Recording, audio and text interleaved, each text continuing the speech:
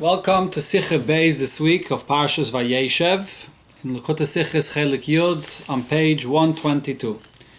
This is a Sicha on a Rashi in this week's Parsha that seems to be a very simple Sicha, a simple Rashi that is, and the Rabbi here shows us the depth that there is in a few words of Rashi here, and what we can take out, a tremendously incredible lesson that we can take out from this Rashi.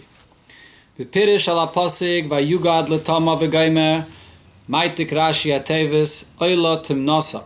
So the pasuk here says that Tama was told that her father-in-law Yehuda is coming up to Timnah.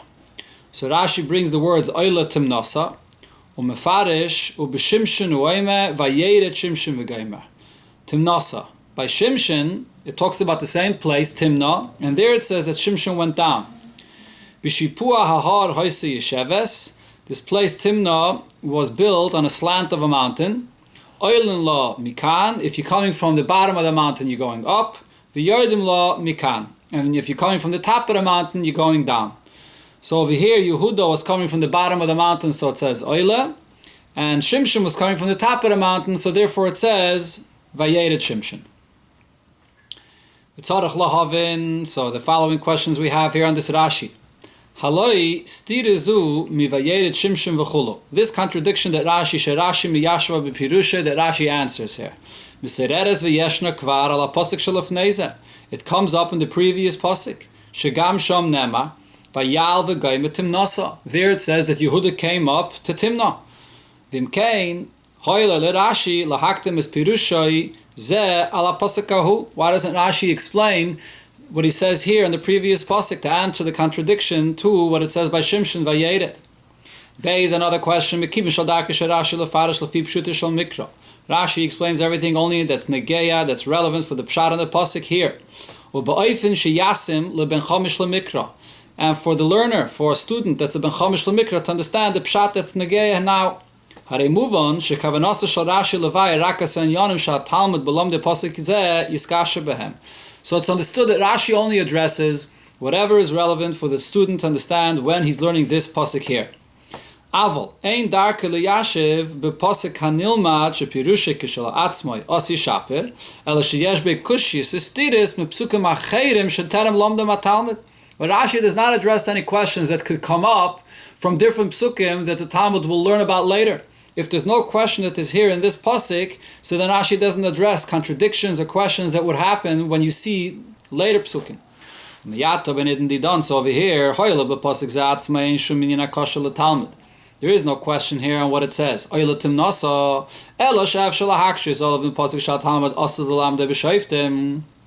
It's a question that comes up when the student will come and learn the pasuk in Shoftim. So why does Rashi answer this question over here in this week's parsha?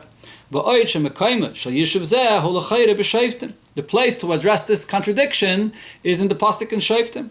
When he sees both psukim and he compares the two expressions of Oila and Vayeret regarding the same place, Timnah, there the question comes up. Gimel, another question here is, why is Rashi using a longer lashon that he expresses the question here?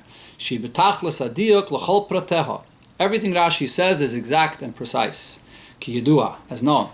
V'loima, Rashi says, u'b'shimshin hu oimer. And regarding Shimshin it says, why is that introduction necessary? It's extra words. Rashi quotes what it says there. So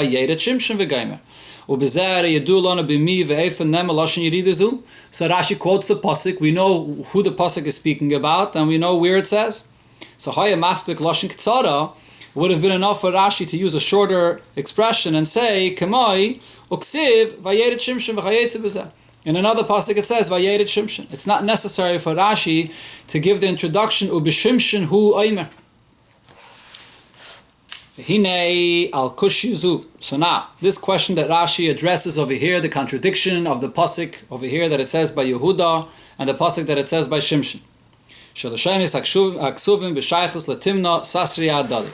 Metzine b'gemara gimel tirutzim. There are three tirutzim that the Gemara itself gives to this question. Aleph, the first answer the Gemara gives is Shimshon shenizgane ba.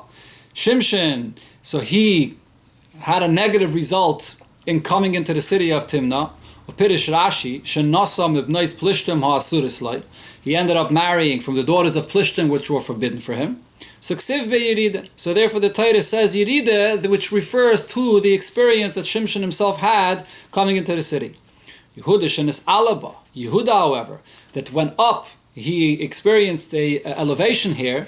Pirish Rashi shemisham noildu peretz v'zarach shehamidu melachim u'neviim b'Yisrael. That as a result of him coming here, he gave birth to two children, Peretz and Zarach, that brought kings and Nevi'im into the world, so ksiv be'aliyah. So therefore by Yehuda it says aliyah. So the Gemara is saying that the terms aliyah and yirida is not addressing the place itself, but it's addressing the experience that happened to Shimshon and Yehuda, which were very different. Beis, another answer the Gemara gives, Shteitim noisayu. There were two different places. There were two cities that had the same name. One was in a valley and you had to go down, and one was on the top of the mountain to climb up. Simple answer. Gimel, then the third answer of the Gemara is Chode Timna Havai. There's one city, Timna. The Asi Mahai Gisa Yiride. If you're coming from one side, from the top of the mountain, you're going down. The Asi Mahai Gisa Aliyah. If you're coming from the valley or from the bottom of the mountain, so then you're going up. So this is the last pshat in the Gemara, and that's the pshat that Rashi quotes here for this pasuk. So if so, there's another question that comes up over here. Madua bocha Rashi b'tiritz hashlishi shebegemara. Why is Rashi choosing from the three answers the third? Why is this pshat better than the previous two pshatim? The other two pshatim that the Gemara says would also very well fit into the simple pshat of the pasuk. So why does Rashi choose to say the third pshat, that this is a city that was built in the middle, in the slant of the mountain, and therefore depends which direction you're coming from? The fact that the other two answers come first in the Gemara, so it seems that those pshatim actually fit better into the context of the pasuk, more even than the third pshat. So then the question is even stronger. Dafke Rashi, Rashi, which always focuses on using the simplest pshat in the pasuk, so he brings dafka the last answer that the Gemara considers to be the last and not as simple as the other two answers. Why is that the case? So basically the Rebbe over here wants to understand why Bechlal Rashi is addressing anything over here. When you learn this pasuk, it doesn't seem to be any question on this pasuk. Rashi is addressing something which is negeya only when you learn later in Shoftim, when you see the contradiction. And also, you look in the Gemara, there's other answers. Why does Rashi choose dafka, the third and last answer of the Gemara, as the pshat that fits best into the pshat of the pasuk? Va'abir, because the answer here is as follows. B'pirushoi shel Rashi ala pasuk shel afaneinu. When Rashi over here stops and explains the words oila timnasa, eina mechuvena ikri b'oila yashav esastira l'loshen oila hanem agabi Yehuda miloshen vayered b'shimshin. The Rashi is not primarily coming to answer this contradiction of why once it says that you go up to the city and once it says you come down into the city. As we pointed out, the student learning here is not yet aware of what it says later. Elo, rather, there's another question here. There's a question to ask on this lashon itself of the pasuk when it says Oila Timnasa. Le'eze tam hutzrech hakosov l'tayres alichasa shel Yehuda l'timna b'lashon aliyah dafke. Why is the pasuk describing that Yehuda comes to Timna and he goes up, he ascended to the city of Timna? Why is it necessary for the Torah to point this out?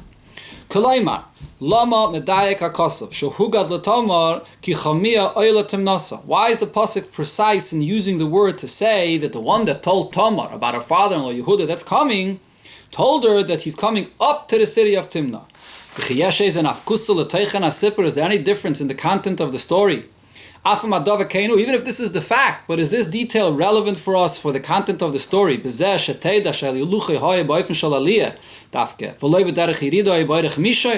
he went up to come into the city and not that he went on a flat land or that he went down. Why does this detail matter? Are you going to say maybe this is a kind of a detail that the Torah says even if it doesn't matter? So the Rebbe points out from other places that we see that it's not the case. The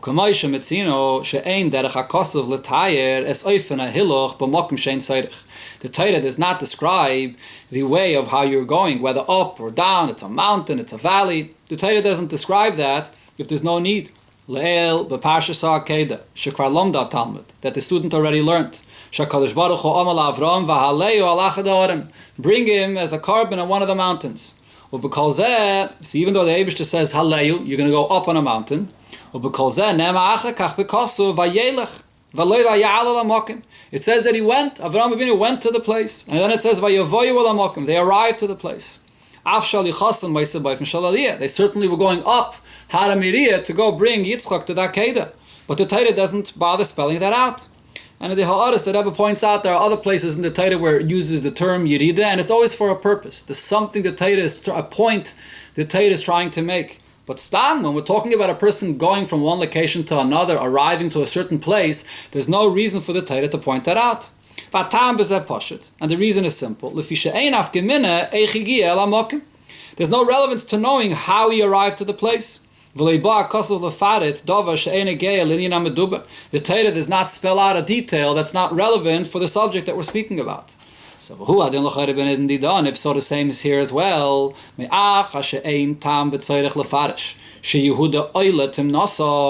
nothing that we learn from saying that Yehuda went up into the city of Timnah. That Tamar was told that her father-in-law Yehuda was coming to Timnah. Why does it say Oile Timnasa? So that is really the question that Rashi is addressing. The choice of the word Oile, not the contradiction. So now, according to this, the Rebbe explains why this is a question that comes up only in this pasuk and not in the previous pasuk, where it already says the lashon of Vayal, that he went up Vayal Timnasa. Amnam bepasuk hakaydim lezeh, in the previous pasuk, af shegam boy nemar Vayal v'gayim Timnasa, because zeh eimakim lekushizu. Over there, you don't have this question why the Torah says the term Vayal. Why not? Over there we could say the term Vayal that's being used is not referring to physically that he had to go up, climb a mountain to enter into the city. Going from a low place coming into the city.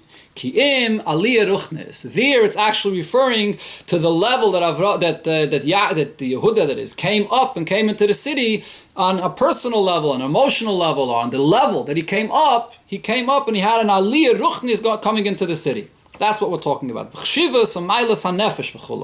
fact that his soul was elevated entering into the city. That's how we could explain in the previous pasuk.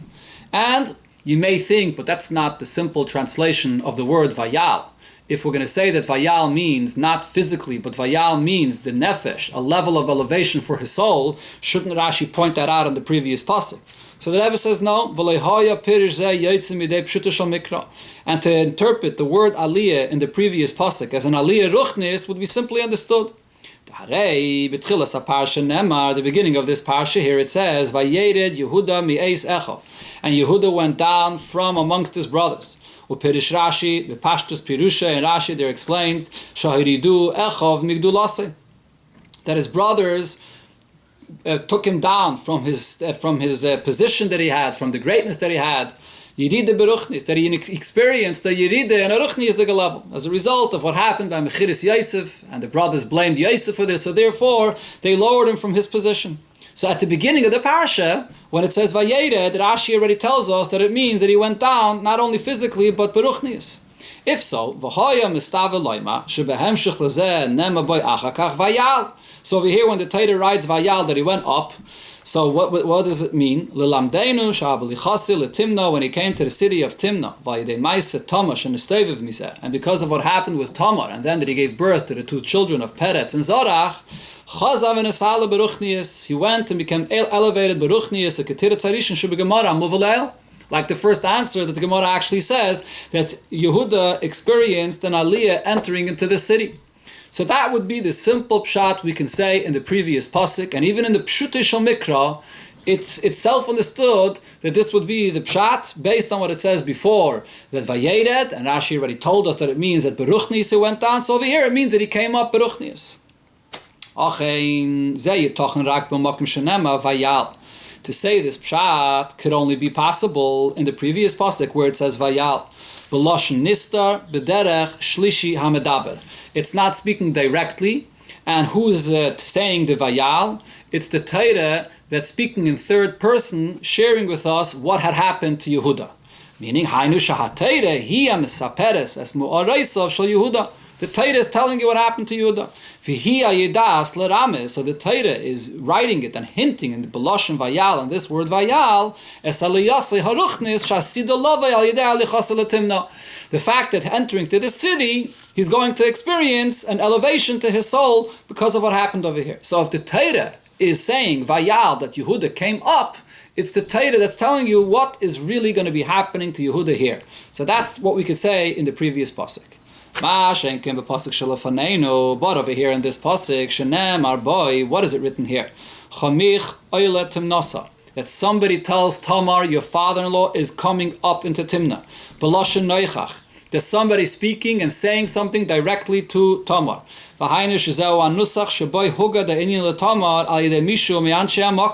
Torah is telling you that somebody there in the place used this language in sharing the information about her father-in-law. That your father-in-law is coming up to Timnah. If so,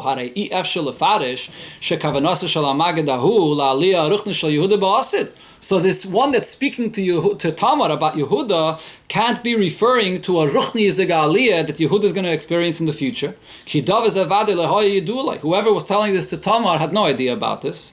So over here, when the Torah describes how the one that shared the information with Tamar expressed and said, Oila timnasa, halea kushi because of zeh. So over here the question remains, Lama nemaloshin oila balichasi timna. Why does the Torah bother describing and saying that the person shared the information and said Oila, that he came up? So that question still remains. So in the previous pasuk, we could say, like the first answer of the Gemara, that it's a ruchni is a galiyah, but not in this pasuk. Over here, we're talking about what the person that told Tamar described about her father-in-law coming up. So over here, the question remains, why the detail of coming up and not just that he's coming into the city? Because Rashi. So this is really the main question, and Rashi answers this by pointing out the contradiction. Meaning, shal yidei shemakdim liyashiv. By Rashi answering the contradiction of the psukim, this will answer automatically the main question that we have: why does the Torah have to write the word oila here? There it says oila, and here it says vayered. So this forces us to say that that the city Timnah was positioned in the middle of the mountain. You go up to the city from the bottom of the mountain, you come down from the top of the mountain. By answering and explaining this, because of the contradiction, it also answers our main question: why does it say in the pasuk oila? Because now what we understand is, since there are two ways to enter into the city of Timnah, you could enter from one end from the city, coming from the top of the mountain, or you could enter from the other side of the city, coming from the bottom of the mountain. So there's no question why the one that spoke to Tamar, telling her about her father-in-law coming, says Oila. This is a detail that's relevant for what he was telling Tamar. By saying that your father-in-law is coming up, so that was not only telling her that your father is coming into the city, but it could be a large city. She has no idea where her father-in-law is coming into the city. He was telling her exactly from which direction he's coming. That he's coming on the road from the bottom of the mountain. So simple. We understand why this detail is necessary to explain, because the person wanted to tell Tamar exactly from where her father-in-law is coming.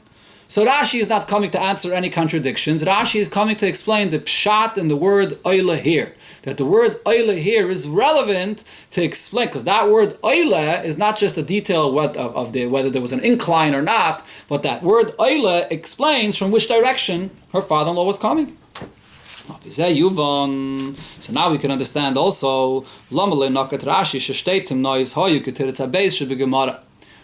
Rashi doesn't answer like the second answer of the Gemara, that there were two timnas.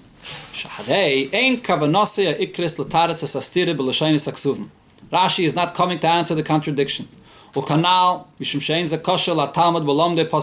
is not the question that comes up learning this pasuk. If that would have been the question, perhaps Rashi would have chose the second pshat.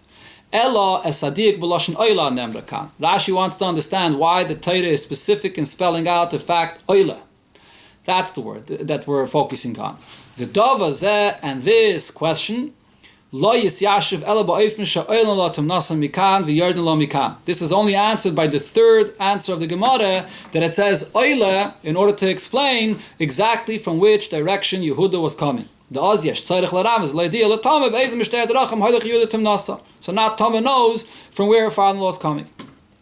Aval, however, lefi asvara sheshtei timnois hayu adayin letis yashiv kushizu. By saying that there are two timnas, this still would not answer the question. Now, the Rebbe will explain this over here, but you may think, why wouldn't it answer the question of the word oila? If there's one timna that's in a valley and another timna which is in a mountain, so when the person is telling Tamar exactly where her father-in-law is coming, so isn't it relevant to say to which timna? So the Torah here writes oila to let us know to which timna her father-in-law is coming. So maybe this would answer the question why the Torah wrote oila, to know that it's only the one on the mountain. The Ef Shaloima, so the Rebbe says, no, we can't say this. Ef Shaloima, Shaloshin Oila Timnasa, Bal Ramaz Leidia, Shaderach Alichasa Shal Yehuda, Mechuvenes Latimna, Animtzaz Beroy Shahar, Veloilazu Shabbatachta Sahar. That it's telling us to let us know, Oila, to which Timna he was going to the one on the mountain and not in the valley. Why can't we say that? Key, and the Rebbe gives three reasons here. Aleph, first of all, as far as the language of the pasuk, when you have two cities that have the same name, that's not the way the pasuk usually describes the difference between two cities, by using the term oila. This is not the way you indicate which city you're speaking about. Rather, like there's another place where you have two cities with the same name, Beis Chayrein Tachtain and Beis Chayrein Elyon. And there's other examples as well. Whenever the Torah talks about two cities that have the same name, it uses a term similar to this. There's the one that's the Tachtain, the one that's below in a valley, and there's one that's above on a mountain. But to say oila timnasa, this is the way the Torah indicates which city we're speaking about. That's not common. That's number one. Beis, another point is kiven shesasam amagid ba'ashem mashma shelehoya mokim lesafik. Since the one that tells Tama where her father-in-law is going, and he just says Timna, the name of the city Timna, so it seems that there was no doubt which Timna it was. We knew which Timna he's talking about. And probably the reason why there's no need to clarify which Timna we're speaking about is because in that vicinity where Tamar was, there was just one Timna. The other Timna was in a different location. So it's not even necessary to clarify this. And therefore he just says Timna. And Gimel, another point, these two cities, Timna, were definitely not close one to another, which makes sense. If you have two cities that have the same name, if there are two cities that were right near each other, why would you name two cities right near each other with the same name? It could happen that you have two cities in far locations from each other, and they have the same name. And the Rebbe brings in Order 21 that it actually says that one was in the Chelek of Yehuda, another one was in the Chelek of Dan. They were far away. So these two timnas weren't even near each other.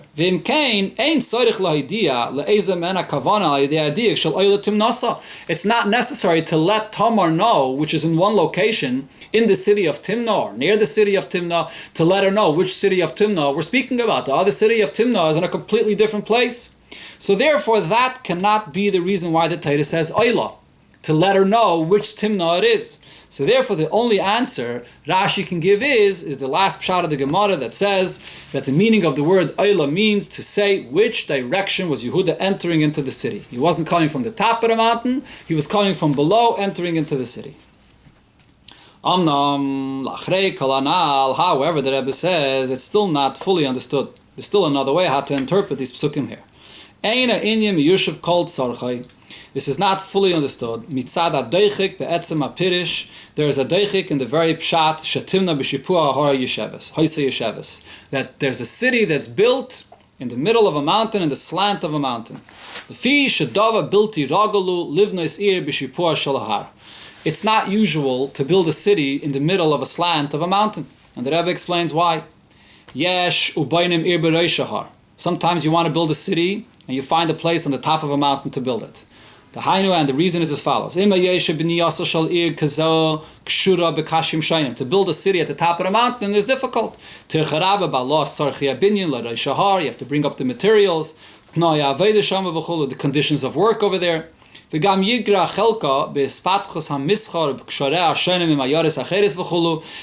it will have a difficult time with business and with any connection that it has to other cities that are below the mountain. It's difficult to climb this mountain. So the passers-by of this city are not as much as people that are on the bottom of the mountain and don't have to climb up. So there are definitely disadvantages of building a city on top of a mountain. But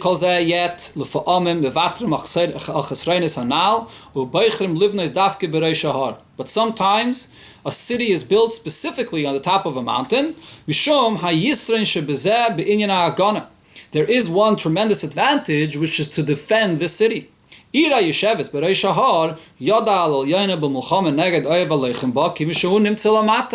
you're on the top of the city, it's very easy to defend such a city from an enemy that's at the bottom of the mountain. So that's the advantage of building a city on the top of a mountain. On the other hand, definitely there are some that would want to build a city at the bottom of the mountain. It's not easy to defend such a city. It's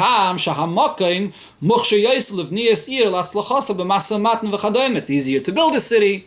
It's also easier to have success with business and interaction with other cities around and so on. So there's definitely an advantage in building a city below the mountain. But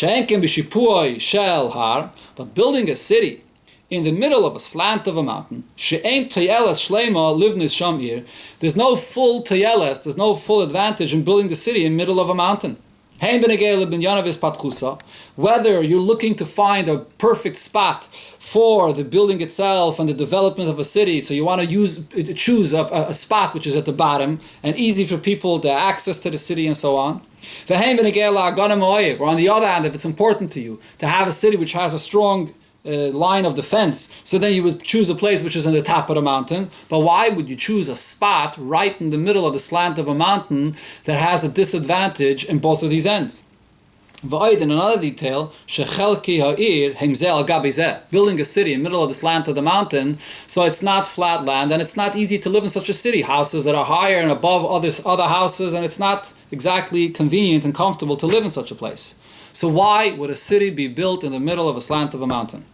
So now the question is, building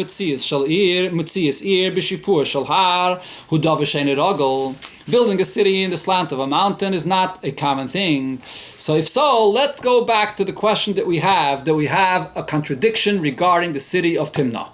In one place it says Aliyah, and in one place it says Yirida. Because of this deichik, to give this answer, that it was in the middle of a slant of a mountain, maybe we should choose a different answer for the contradiction. Why shouldn't we say that really Timnah was at the tip of a mountain? And then to explain and answer the two expressions of Aliyah and Yerida that are written regarding Timnah, let's dadim that the meaning of the words Aliyah v'Yerida in its context are referring to different things. Let's dadim means it doesn't have the same meaning in each place. It's in the context, it's interpreted accordingly. When it says the expression of Oile regarding Yehuda, Pirusha, Aliyah, Kipshuta, so over there it means literally that you go up to the city because it was built at the tip of a mountain. Begashmi is that they had to go up. As the Rebbe had already explained, that Rashi rejects the pshat over here in this pasuk that Oile is hinting to the Aliyah Ruchnis that Yehuda will experience, because over here we're talking about the information that this person told Tamar. We're not talking about the Torah in third person describing what happened to Yehuda. We're talking about what this person is telling Tamar presently about where Yehuda is going. So over here we'll say that the word Ayla means physically that Yehuda is going up because the city was built on the tip of the mountain. Lashon Vayered b'Shimshon, and then when it says Vayered by Shimshon, Haba b'Sipur HaKasav b'Lashon Nister, and over there, when it says Vayered, it's the pasuk itself describing what is happening to Shimshon. Pirusha Yerida b'Chshivas b'Mayla. There, the word Yerida could mean not talking about physically going down, but it's talking about physically that he himself experienced the Yerida by what happened to him in this city. So why can't we answer this for the contradiction of the two psukim? This is sort of similar to the first answer of the Gemara. But however, the Rebbe is not fully accepting in Pshute Shel Mikra the answer of the Gemara that just like by Shimshon it's a Yeride, so too by Yehuda it's an Aliyah Beruchnius, because by Yehuda you can't say Oila Timnasa and Aliyah Beruchnius, because there's somebody speaking to Tamar and it's speaking about the present, not about what's going to happen to him in the future. But by Shimshon we can definitely say that Vayered is referring to a Yerida Beruchnius. So why do we have to come up with this Deichik Pshat to say that there was a city that was built in the middle of a slant of a mountain? So this is what Rashi is going to bavaran over here with adding a few words to point out why we don't want to say this Pshat as well. So in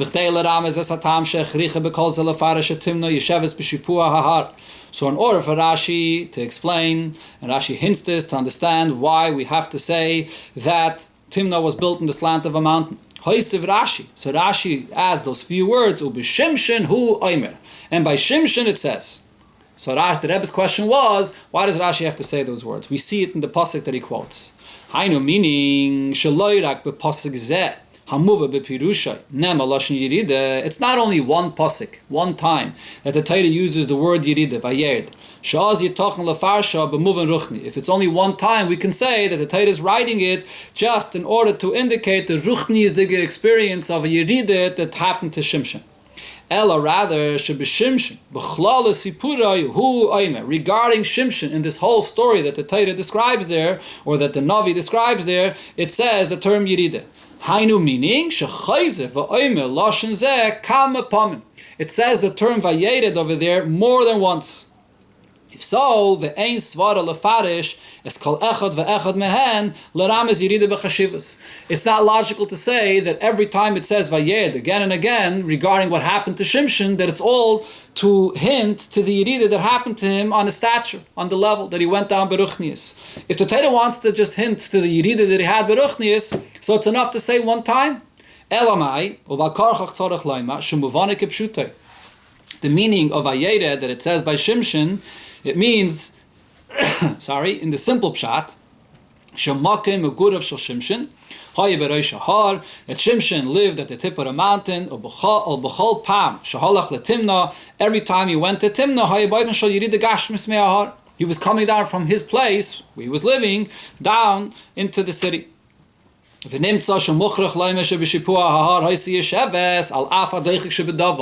so, by Shimshon as well, we have to say that the word Vayered, which the Torah over there repeats a few times, means physically, that he went down from where he was living at the tip of the mountain. So therefore, over there it means Kipshutai, that it was coming down. And by Yehuda it has to mean Kipshutai, as the Rebbe explained before. And this is the reason why Rashi has to say, like the last answer of the Gemara, that this city was built in the slant of the mountain, the middle of the mountain. So we understand very clearly over here why Rashi doesn't choose the first pshat of the Gemara, and not even anything similar to the first pshat. Rashi doesn't choose the second pshat either, that there were two Timnas. Rashi chooses only the pshat that there was one Timnah in the middle of a mountain, and that explains why it's relevant to say Oila, because the one that was telling Tamar wanted to tell Tamar exactly where her father-in-law is coming. And we also understand what Rashi is doing here. Rashi is not coming to answer a contradiction. Rashi is coming to explain what it is this person was telling Tamar about where her father-in-law is coming. Why does the Torah have to say the word Oila? That's the pshat in this Rashi. Now the Rebbe comes and brings us an incredible lesson we can learn from this Rashi in Avodas Hashem. What we could learn from this Rashi in the Yayin, in the wine of Torah, and the lesson that each person can take from this. It's explained elsewhere. Who can ascend the mountain of Hashem? A person serving Hashem is compared to somebody climbing a mountain. V'yedua, and it's known. The kasher adam metafis vayla hahara, when a person is climbing a mountain, I efshel lahafsik be'emtza liyasai v'lamid zman ma b'makim shipui shalahar. A person can't stop right over there in the middle of the mountain and wait in there right in the center of the mountain, in the middle of the slope when he's climbing. Ki kemat min animna shelo yismaitit v'yipol lamata. You stop in the middle and then you're not going to continue climbing to the top of the mountain, you fall down. You'll fall. Ella rather, olav lahamshech aliyasei beloy hefsik. You have to continuously keep on climbing, and even if you're resting, you're just resting temporarily to get energy to continue going. But just to stop in the middle of a mountain, so then you'll end up falling. The same is also true when we climb the mountain to connect to Hashem. Continuously climbing and constantly growing in our Avodas Hashem is important, not only for the advantage and for the purpose of actually keeping on growing, but also in order to guarantee that you won't fall if you're not continuously climbing. So there's no standing and stopping and remaining steady and stable in the center of the slope of the mountain. It's if you're not climbing, you're going to end up falling. A person should never be satisfied with whatever level he reached until now. If a person is satisfied with this, and he doesn't continue climbing in going higher and higher in holiness, being there in that position, when you're in the middle, you end up falling if you just stop your continuous climb. This is emphasized in the mitzvah of Chanukah, which is now going to be in Parshas Vayeshev, and very often is on Shabbos Vayeshev.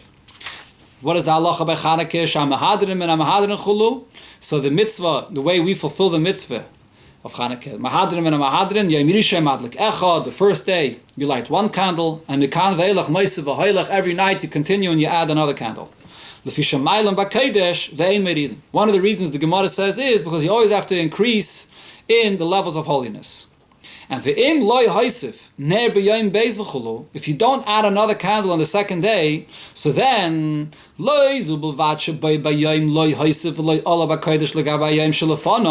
not only haven't you gained more, haven't you increased more light than the day before,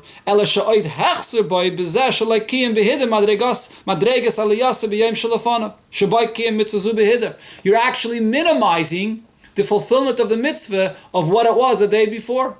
A day before you fulfill the mitzvah behidur, and a day later, if you don't add another candle, you're missing in that fulfillment of Mahadrim and Mahadrim. So Rabbi is pointing out over here that in this inyan of Meisef v'Hoilach, every night we add another candle, you don't only see the idea to add and always constantly grow and increase, but we actually also see the other idea that the Rabbi is pointing out here, that if you don't add, then automatically you end up falling. Because over here, if you're not going to add another candle, so what that means is the previous day you fulfilled Mahadrim and Mahadrim, and today you took a step back and you fulfillment of the mitzvah. So you automatically are falling, going down. If you want to fulfill the mitzvah and at least even just maintain the same level of hiddur that you had the day before, even to just maintain your level in Avodas Hashem, it's necessary to continuously go up. Because a person that's in the middle of climbing a mountain, so there's no option to stay in one position. It's either you're climbing up or eventually you're going to fall down.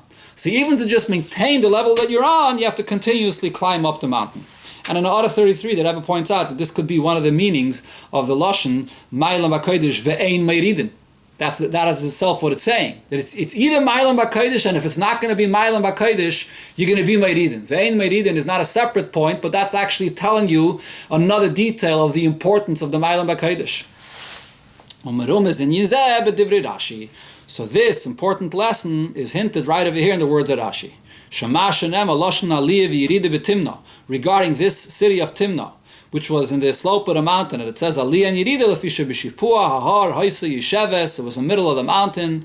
Ki b'shipua hahar shu inyan aveda l'salas beruchnius. In there, when you're climbing on the mountain, growing in your Avodas Hashem Beruchnius, Nimnasa Amida. You cannot be standing in one place. The Gam Hahilo Chulei Bayfn Ragel. And here you can't progress in a normal way where you can walk, you can stop, and you can wait. Kiyim Oyaliyah Oyirida. In the middle of a slope of a mountain, it's either you're going up or you're going down.